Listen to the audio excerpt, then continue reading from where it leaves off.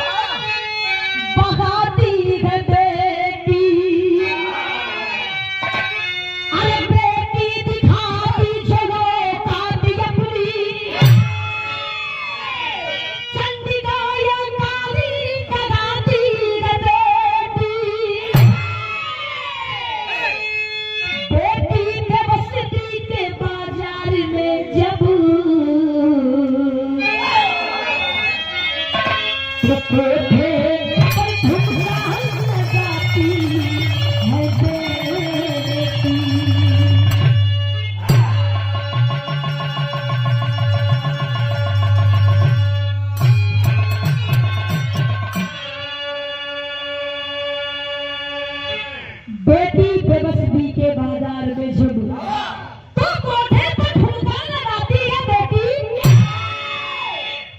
हर जगह हर गली हर शहर हर चौराहे पर देख ली कहीं बेटी बड़ी सुरक्षित नहीं थी। गजल का लाइन है कैसे मास्टर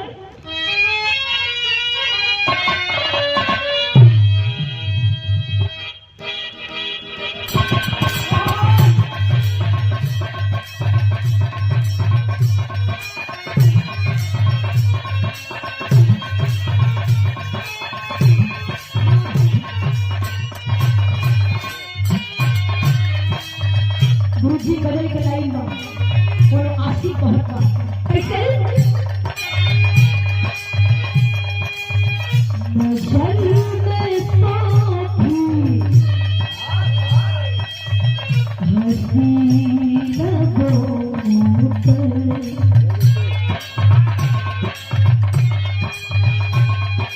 नजर में साथी हंसी लगो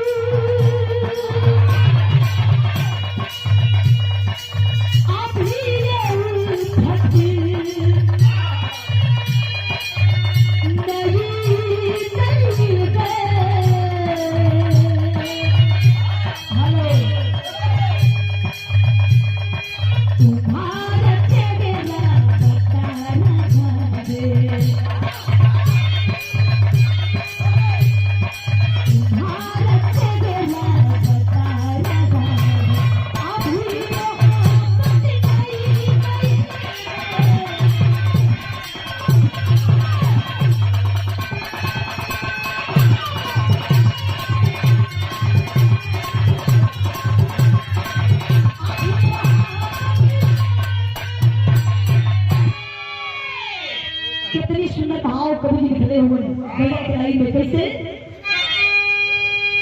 हम सपने माना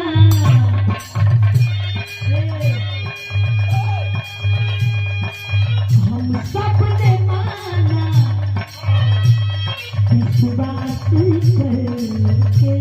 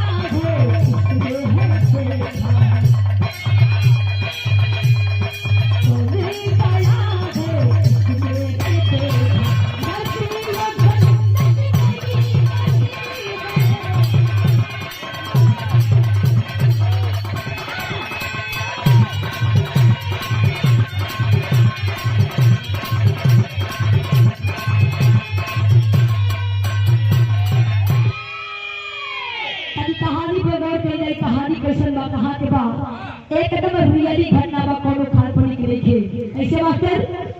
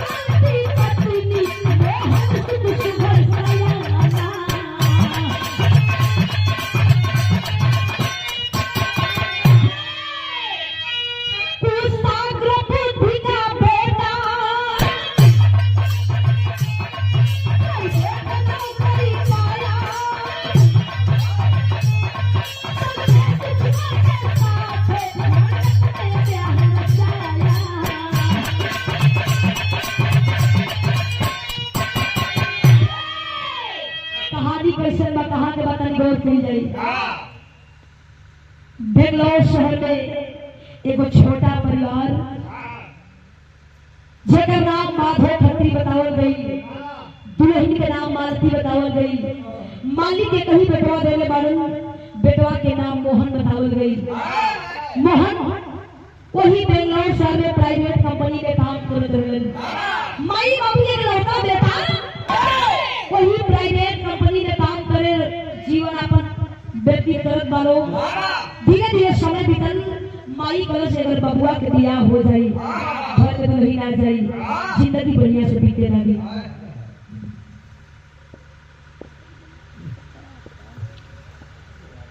और फिर से शानदार 500 रुपए लेकर के सम्मान किया हमारे पूजनी हमारे गार्जियन श्री गुलाम यादव जी।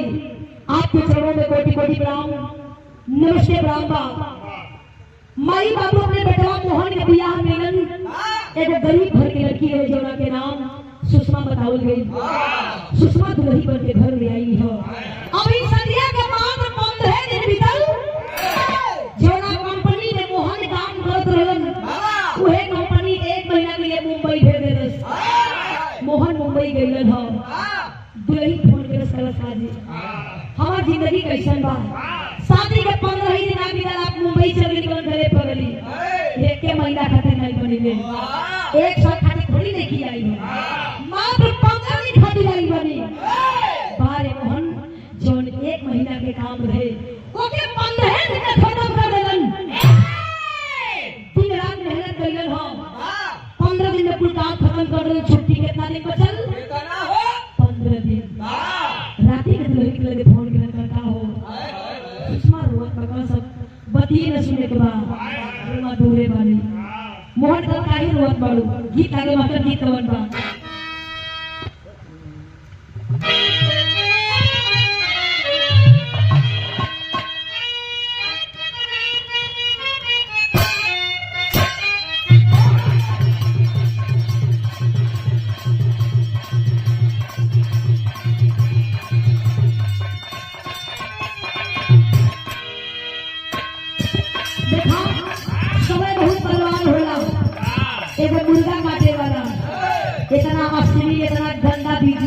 आज एक नंबर की हीरो हो गए बाड़े जेकर नाम मणि मिराज बा बिहारी हो गए। आज एक नंबर के हीरो बाड़े बढ़िया हीरो बाड़े उनका फिल्म का गीत बा फिल्म के नाम वेलकम बा। उ लड़की लड़का के बेटी पर हेलो आ देखो हुआ तो काका काटे खेला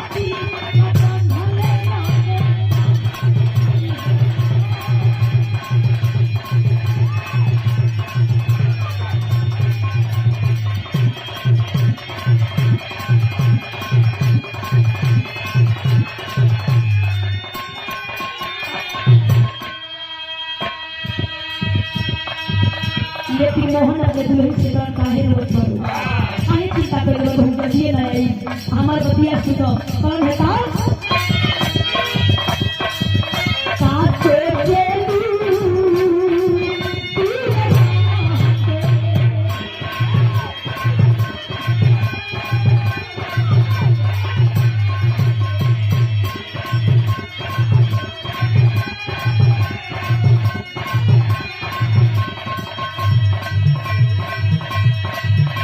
चलू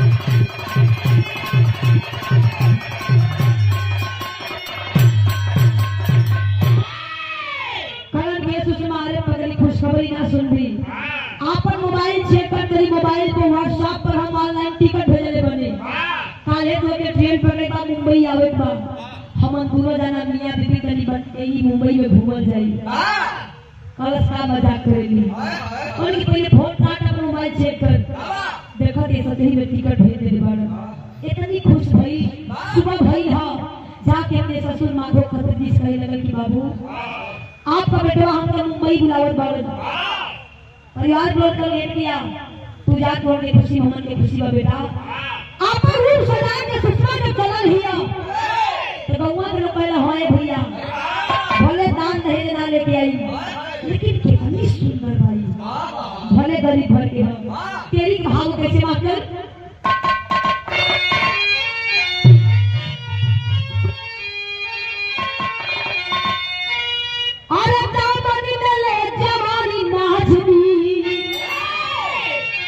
दामन में ले जवानी नाजनी तन्नी खेल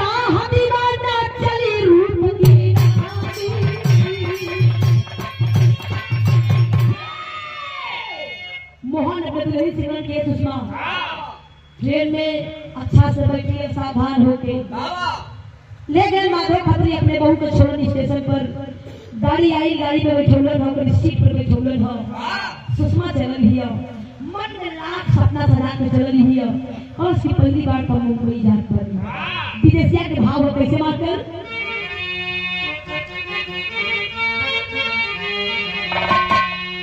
सोचली सुषमा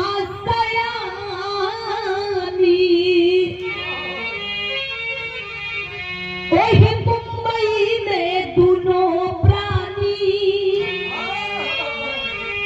कोयल जाए जीवादानी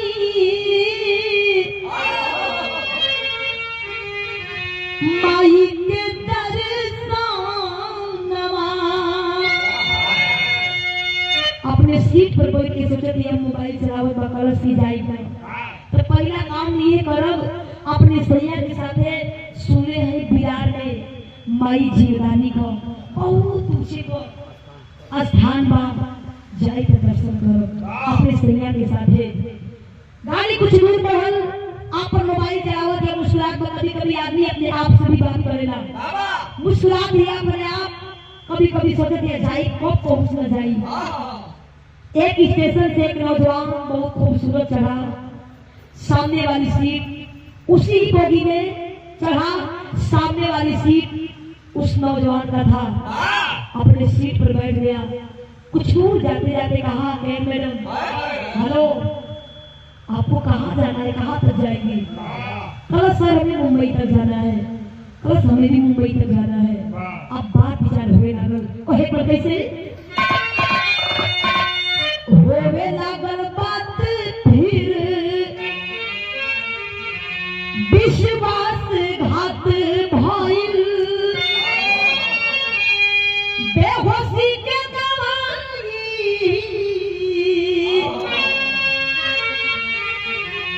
दिलाया बेईमानवा। वो नौजवान सुषमा को देख कर इतना मोहित हो गया, इतना ललायित हो गया, अरे वाह ये लड़की कितनी खूबसूरत है।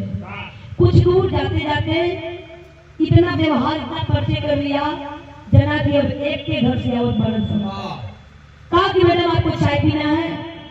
पहले तो नहीं कर सकते मैडम चलिए मत, हम आपके भाई जैसे हैं, चाय पी लीजिए, हम आपके साथ ही कोई दिक्कत नहीं है।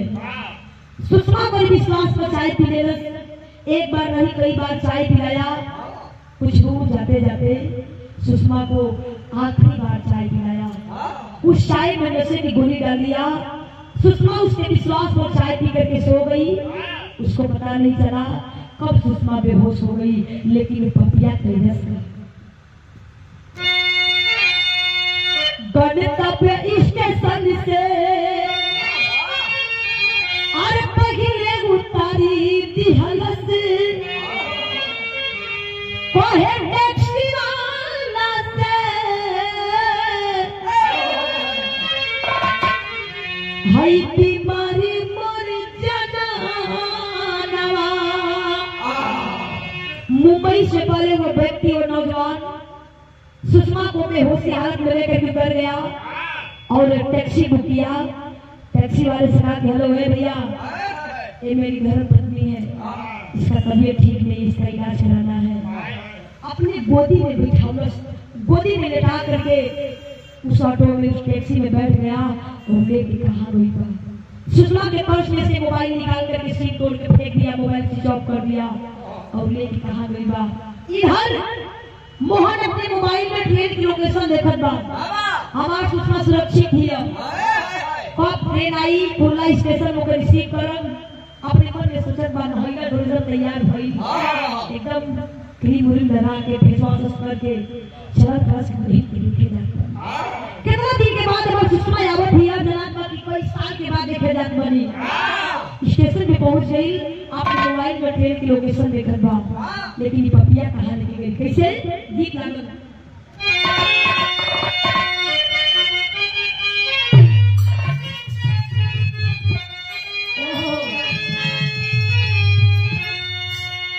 गीत से बढ़िया भाव में कभी जी दुल्हन हो पपिया वो भीमा कहाँ लेके गई कैसे बाजी के चंगुल में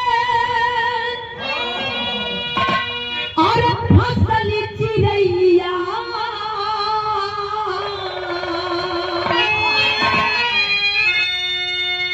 बाजी के चंगुल में और फसली चिड़ैया गैया कसैया के माथे हो गैया कसैया के माथे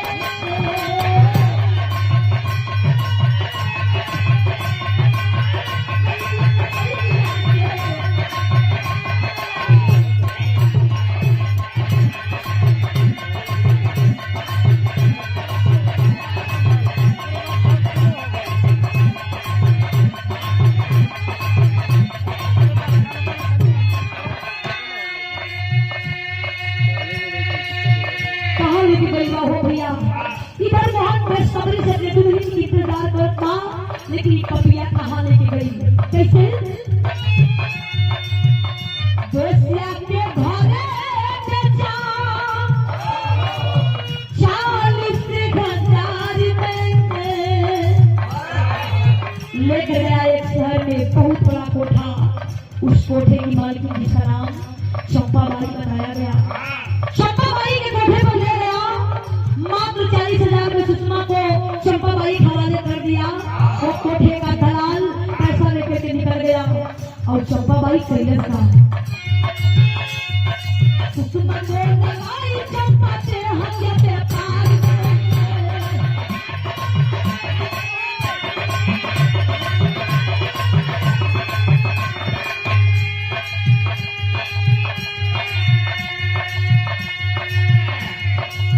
परिचय मास्टर जी के होई भूता मैया मैया कसैया के हाथे हो मैया कसैया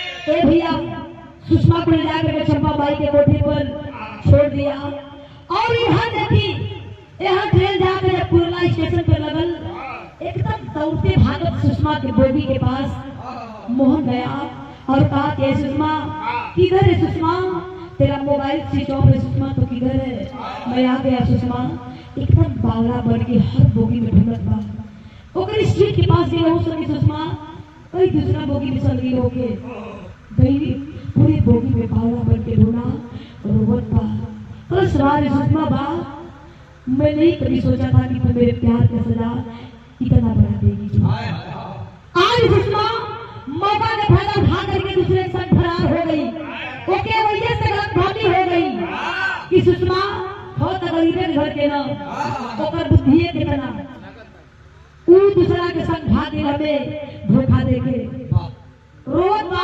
अपन आंख के आंसू पोछलस आंख लाल हो गई बा लेकिन गया थाने पर जाके ने कंप्लेंट किया कहा कि सर मेरी धर्मपत्नी सुषमा मुझसे मिलने मुंबई आ रही थी इस वक्त कहाँ है उसका मोबाइल स्विच ऑफ है पता नहीं चल रहा है साहब बोले बेटा रो मत अगर कोई जानकारी मिलेगी तो हम लोग खबर कर देंगे नंबर दे दो फोन कर देंगे भाई रूम पे गई तरस के पीछे मर जाई लेकिन अब फिर बेंगलोर नहीं जाई कौन मुंह लेके जाई लोग ये देखा हो कहाँ अकेले आई लो तो आप नहीं कहा बा हम ये ना जवाब दे कि नहीं दूसरा के संग भाग गई ना जाई पीछे मर जाई लेकिन यहाँ के बाद थोड़ी हल सुषमा कोठी पर बेहोश पड़ल बा चंपाबाई से बगल में बैठी है बस अरे वाह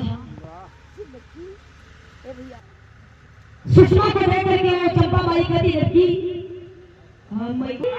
सुषमा को देख कर कहती अरे वाह ये लड़की कितनी सुंदर है कहाँ से उठा लाया कितनी प्यारी है कुछ देर के बाद सुषमा को होश आई कोई के ताकत दिया कि हम तक ट्रेन में रह लिया बगलिया में चंपाबाई मुंह में पान भर ले ही चंपाबाई के देखलस सुषमा बगल में बैठे चंपाबाई के पैरों पकड़स माँ मैं कहाँ आ गई माँ मैं तो ट्रेन में थी और कभी आ गई मुझे पता नहीं चला मेरा मोबाइल का माँ मुझे दे दे मुझे अपने पति से बात करना है मैं कहाँ आई थोड़ा इन्हीं बता दे चंपाबाई का लड़की तुम्हारा नाम क्या है कृष्ण मेरा नाम सुषमा है माँ कृष्ण तो कितनी प्यारी है कृष्ण माँ मेरा मोबाइल दे दे मुझे अपने पति से बात करना है चंपाबाई कहती है जानना चाहती है तो कहाँ आई है कृष्ण माँ बता सकती है मैं कहाँ आई हूँ ये जगह कौन सा है चंपाबाई का सेरा लड़की तू कहाँ आई तुम्हें पता है कृष्ण नहीं माँ मुझे नहीं पता है कलश की एक कोठा है और तू कोठे पर आई है टूट गई सुषमा पहला प्रकाश शंकर नजर थापा प्रकाश माँ मैं इस खानदान की बेटी नहीं हूँ माँ जो तू समझ रही है मुझे जाने दे माँ मुझे मेरे पति से बात करवा दे माँ चंपाबाई कलश है लड़की जहाँ तू पहले खाना खा ले तू कब में खाना खाई कब भी पानी पी है जा खाना खाए हाथ मुझे कुछ नहीं माँ बस एक बार मुझे मेरे पति से बात करवा दे चंपाबाई कहती है अब यही तेरा घर यही तेरा जिंदगी है टूट गई सुषमा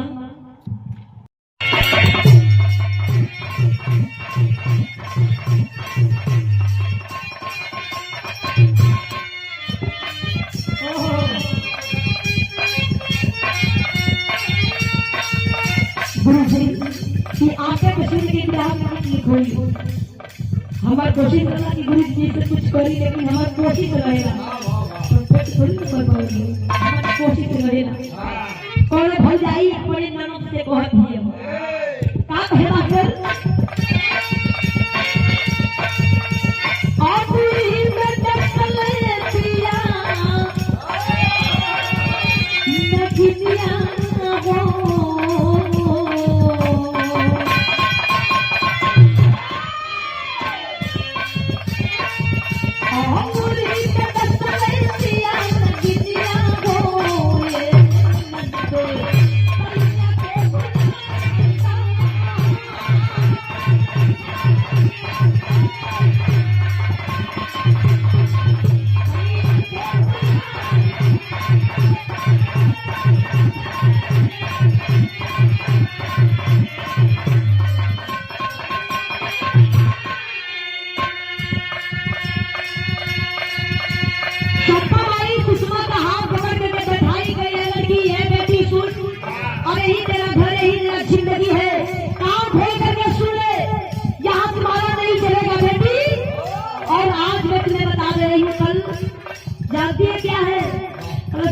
मुझे नहीं पता है कल बहुत बड़ा त्योहार है कल भावा मैं जानती हूँ कल कृष्ण जन्माष्टमी है कल बहुत बड़ा त्योहार है श्री कृष्ण जन्माष्टमी और इस कोठे पर हर साल उस त्योहार पर मेरा पुराना ग्राहक आता है जो बहुत पैसे वाला है और हर साल नई लड़की से मुलाकात करता है आज तू इस कोठे पर नहीं है उसके लिए भी और कोठे के लिए भी मेरे लिए भी बहुत चंपाबाई कैसे कौन हुए उत्तर जाई नथनिया बोले बदनी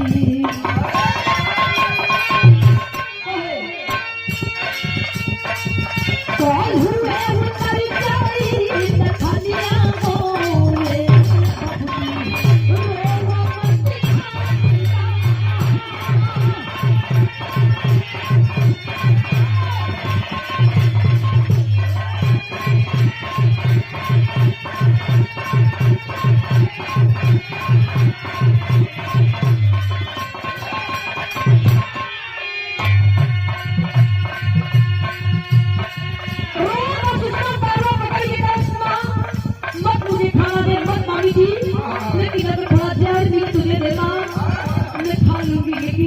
इस कोठी पर पानी नहीं पी खाना नहीं खाऊंगी तुम्हें खाना नहीं खाना है मत खा पानी नहीं पीना है मत भी लेकिन काम बहुत कैसे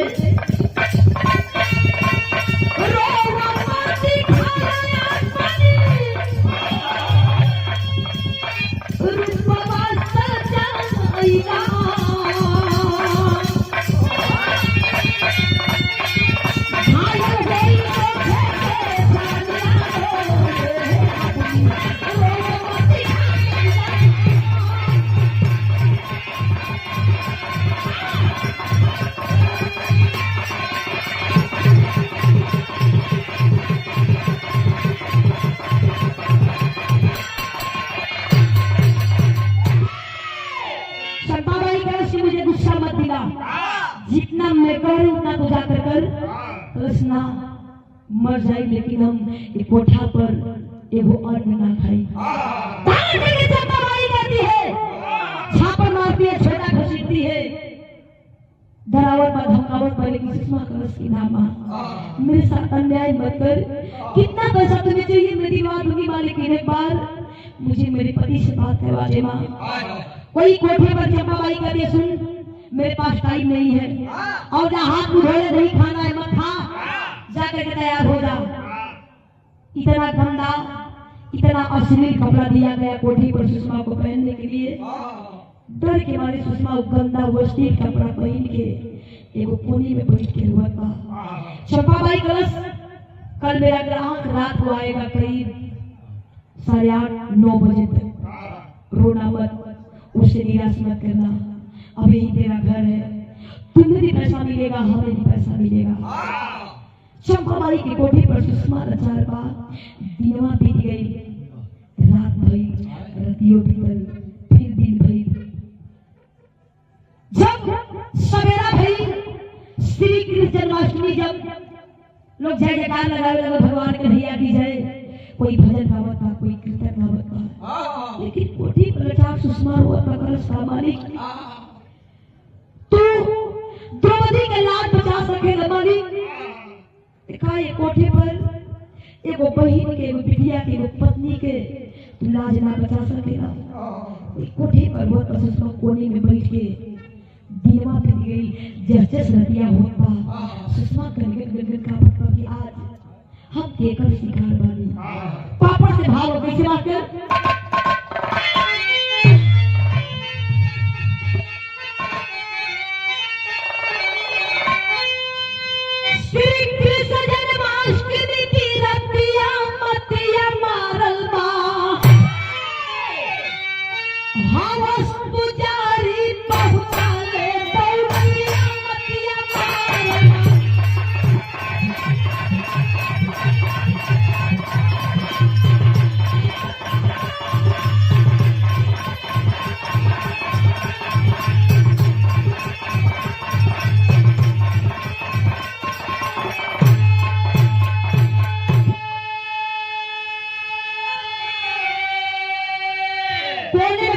सुषमा एगो दुपट्टा से अपने चेहरा के ढकले बस शर्मा दिया, कबो के वैसे कपड़ा पहनिए ना रहे। शर्मा का कोठी पर बैठ के अपने आप के कोसम बा।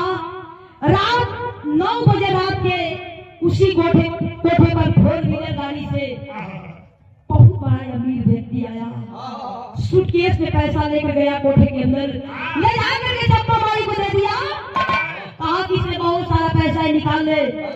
आए कोठे की मालकिन मुझे बता मुझे किधर जाना है। चंपाबाई सुषमा के रूम की तरफ इशारा कर रही है, वहीं पर कैसे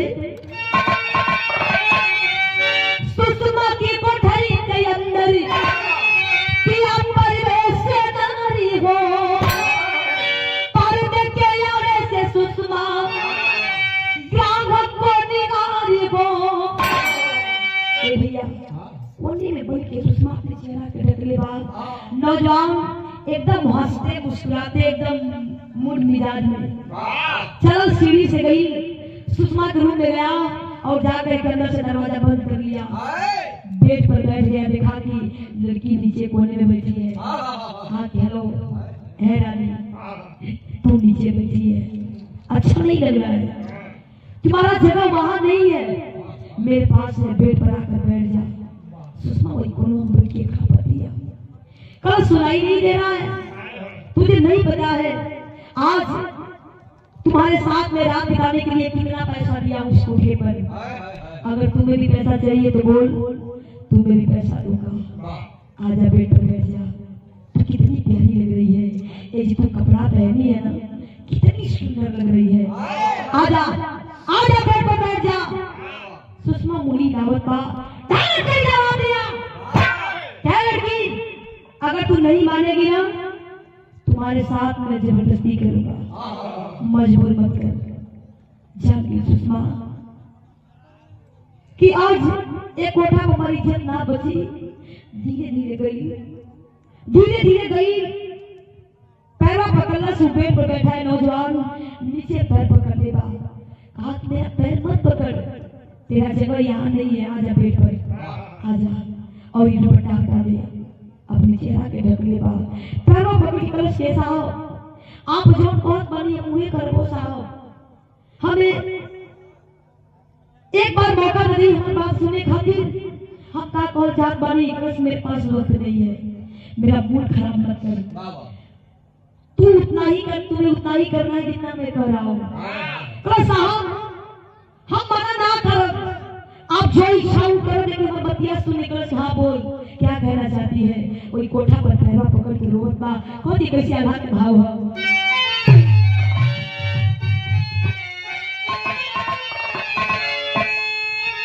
कितनी बड़ी बात, वही दुपट्टा में से वो नौजवान के चेहरा के निहारत मत देखो, बल्कि कि नौजवान चेहरा के देखे दे पाओ सुषमा के जीवत पहचाने जा कहते हैं वैसे।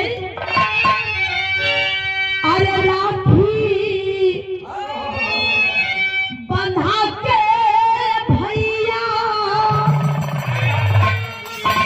सैया जा तो होई बय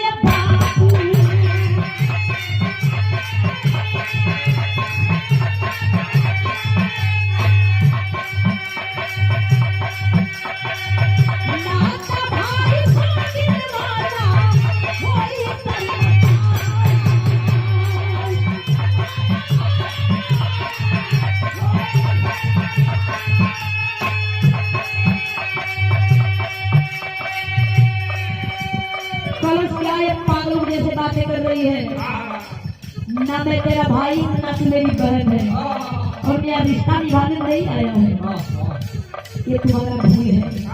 और साहब लोग कहेला कि रुपया इंसान का अंधा बना देना, आज हम देख रही हो साहब, आज एक कोठा पर देख रही हो साहब कि आज एक भाई अपने बहन के मजबूर बेच पर रात निकाले खातिर हम उसके प्यार से साहब हम देख लेंगे। और क्या कहना चाहती है तू? मैं तुम्हें वक्त दे रहा हूँ तो बोल। और कैसा हो आज एक कोठा पर देख लेली कि एक दुनिया में कोई आपन नहीं खे, आज जरा भाई के गोदी में हम खिलौनी होता हो, माई खाली जन्म देवस राखी हम बचपन से लेके अब तक बाहर चलेगी, बचपन में राखी बनी हो साहब, गोदी में खिलौनी हो साहब, अब तू इतना बड़ा हो गया ना, इतना बड़ा हो गया कि तू आज एक रिश्ता से भूल गया, दिया मुझे पागल मत बना, मुझे जानती है और छोड़ भाई अपने भाई के नाम परेशानी हो, हम तो परवरिश के बनी हो भैया, हटा दिया दुपट्टा खींच लिया। कलो से बाबू राकेश अब ना रात भी गई बा, राकेश जब देखा अपने बहन सुषमा के रुठवा कांपत बा, कनकन गदर कांपत बा, पसीना से भीग गई। कलश की दीदी अपने चेहरा के छुपावत बा और कपड़ा जो सुषमा पहने रहे अपन नजर नीचे कैलस और गनगन गदर कांपत बा। सुषमा अपने भाई का भार अगवाई पकड़ के रोने लगल। कलश से बाबू हमन के बड़ी इंतजार के लिए रे पगला, ये मुंबई बुला के तुम्हारी बाबू के बुला गई ना, हमार माई बाबू बियाह भी कर देलन, सदियों में सुनली जाके हमार बाबू आई लेकिन नहीं आई, रास्ता निहार आंख रुखा गई। कल दीदी मुंह पर हाथ लगा कहा कि दीदी रो मत, एक बात बता, ये कोठा वाला अपना ग्राहक बन के लियो बहुत तो वैसे कहीं से यही मेरा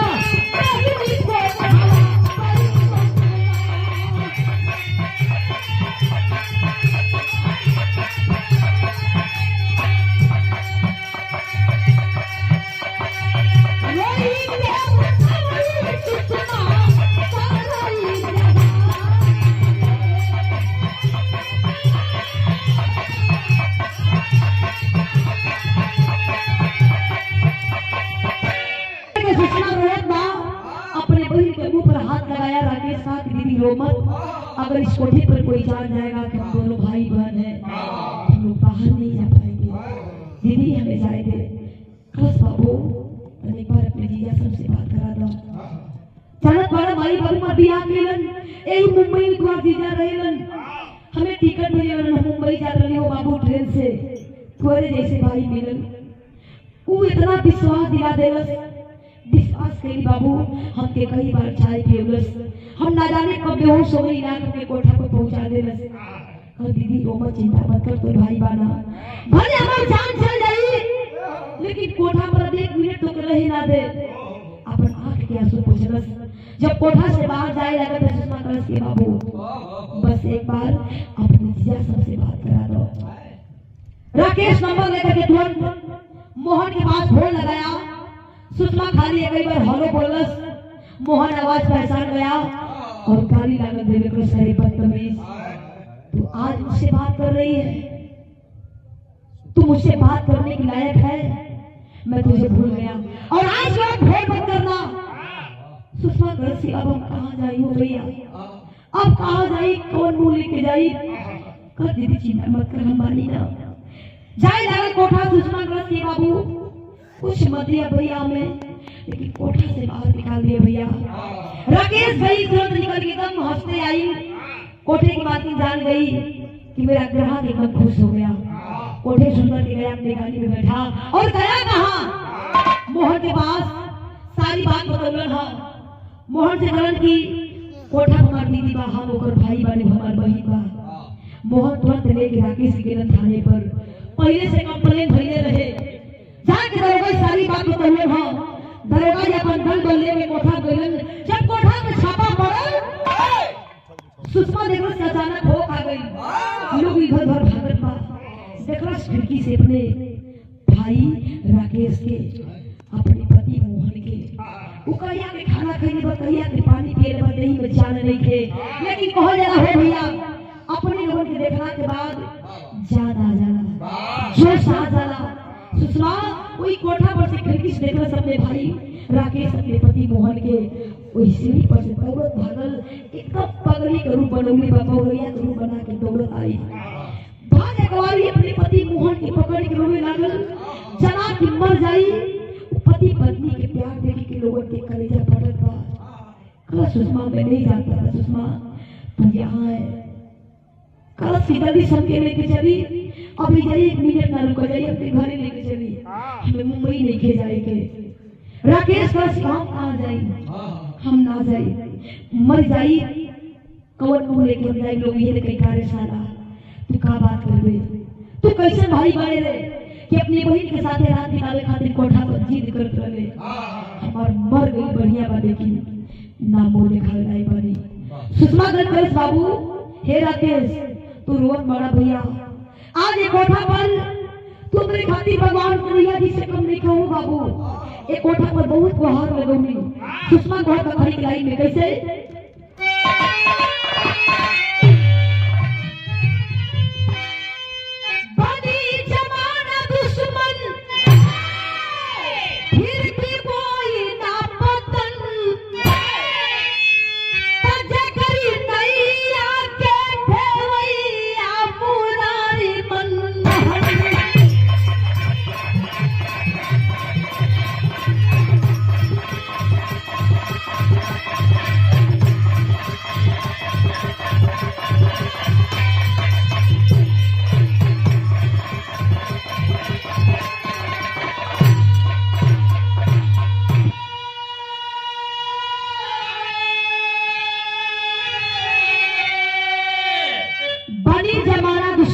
होई ना पतन, जेकरी नैया के खेवैया मुरारी मनमोहन।